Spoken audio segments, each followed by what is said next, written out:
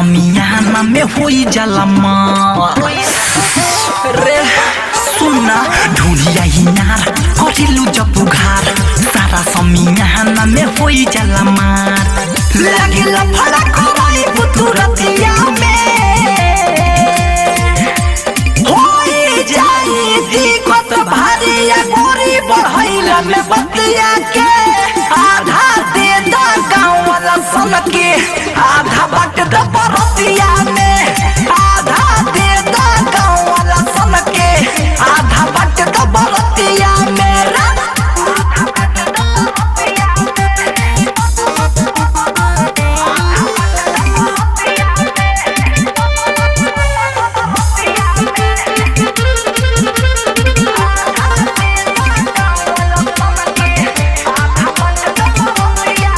गदरल जवानी तोहर लागिला गजब के ये कहीं को चीज हवा पमुले बाडू सब के गदरल जवानी तोहर लागिला गजब के ये कहीं को चीज हवा पमुले बाडू सब के जाने का घोड़ाई सबके मतिया में होई जाई दिक्कत भारी या गोरी बढ़ैला में बतिया के आधा दे दा गाँव वाला सन के आधा बट द बरतिया में आधा दे दा गाँव वाला सन के आधा बट द बरतिया में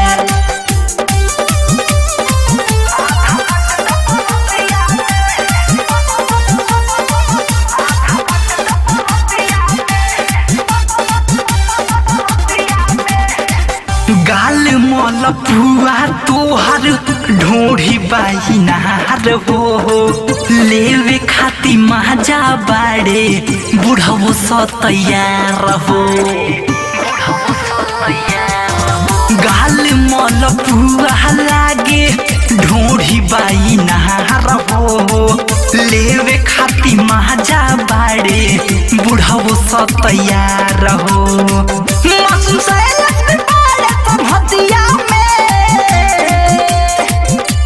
होई जाई दिक्कत भारी या गोरी बढ़ैला में बतिया के आधा दे दा गाँव वाला सन के आधा बट द बरतिया में आधा दे दा गाँव वाला सन के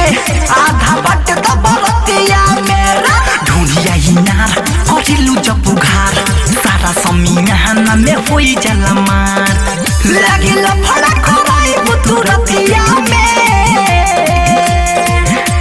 होई जाई दिक्कत भारी या गोरी बढ़ैला में बतिया के आधा दे दा गाँव वाला सन के आधा